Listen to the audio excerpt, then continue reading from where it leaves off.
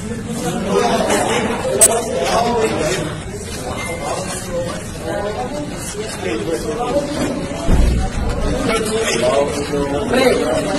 ako. Okay ka ba? Ha?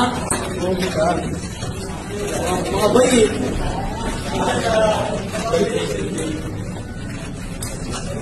Gusto mo bukas. Pre, yung kumanta pa rin si kilala mo? Okay na mo.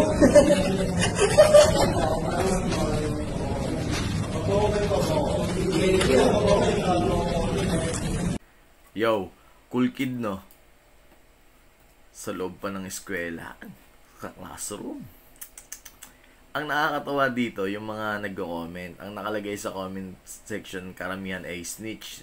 Tapos pag tinignan nyo, puro mga batang cool kid din.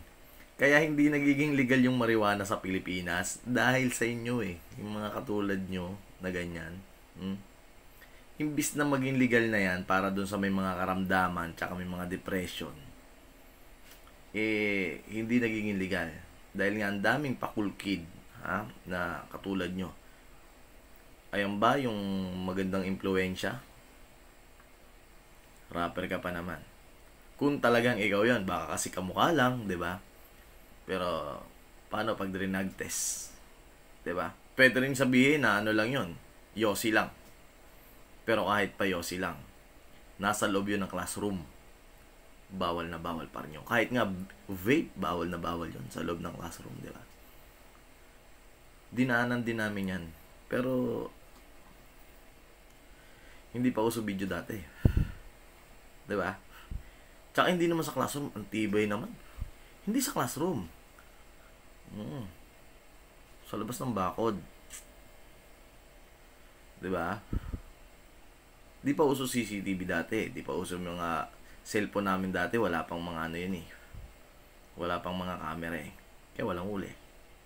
Eh kayo mga pakulkid kayo ngayon. Di ba? O di good luck na lang. Good luck sa career. Kung ikaw nga talaga yon, baby blood. Pero di ba? Hindi natin sigurado kung siya nga talaga. Pwede niya itanggi. Nakamukha lang. Ano lang. Kaya lang ang tanong, paano pag drenag test? Madami-daming gatas yung iinumin mo, baby. Sayang naman.